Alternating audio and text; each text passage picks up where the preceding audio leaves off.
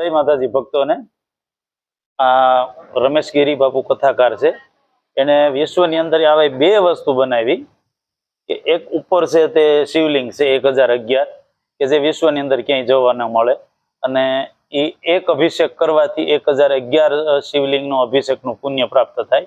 तो एवी ज रीते आ 51 शक्तिपीठ नो स्तंभ बनाव्यो छे। 51 शक्तिपीठ मांथी अलग अलग जग्याएथी एनु जळ लावी आ स्तंभनी अंदर रेडी अने एक एक मंदिरना लोकोए अमुकने खबर पण नथी होती कि 51 शक्तिपीठ क्या क्या होय। तो नेपाळनी अंदर छे, युगांडामां छे, 2-3 बांग्लादेशमां छे, पछी आपणे गुजरातमां एक जूनागढ़मां छे। एवी रीतना 51 शक्तिपीठ छे। 51 शक्तिपीठनुं जळ लावीने अहींया स्तंभ बनाव्यो छे।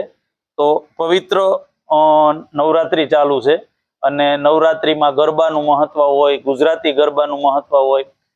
तो गरबा एटले आवी रीतना आ गरबो होय छे। तो गरबानुं नाम संस्कृतमांथी आवेलुं छे। एनुं ओरिजिनल नाम छे गर्भदीप। गर्भदीपमांथी अपभ्रंश थतो घसातो घसातो नाम रह्युं एनुं गरबो।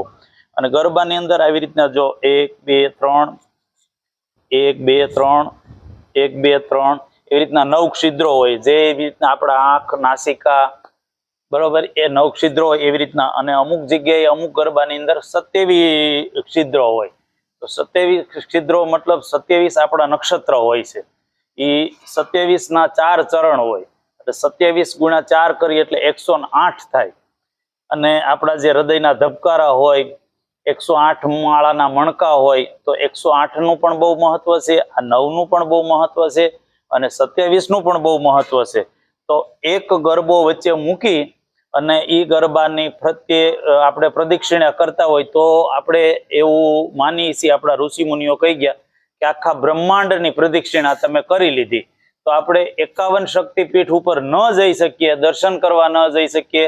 घणाने तो एवुं छे आजनी परिस्थिति प्रमाणे के नाम पण खबर न होय तो अहींया आवो रमेश गिरी बापूना आश्रमे एटले अहींया 51 शक्तिपीठना जे स्तंभ छे एने प्रदक्षिणा करी लो एटले आपणा ब्रह्मांडना 51 शक्तिपीठनी प्रदक्षिणा थई गया बरोबर छे। एवी ज रीतना उपर छे जे 1011 शिवलिंग छे एनो एक शिवलिंगनो अभिषेक करवाथी 1011 शिवलिंगनो अभिषेक थई जाय। अने लोकोने अमुकने एवुं छे मनमा के भाई श्रावण महीनानी अंदर ज अहींया अभिषेक थतो होय छे, मंदिर खुल्लुं रहेतुं होय छे।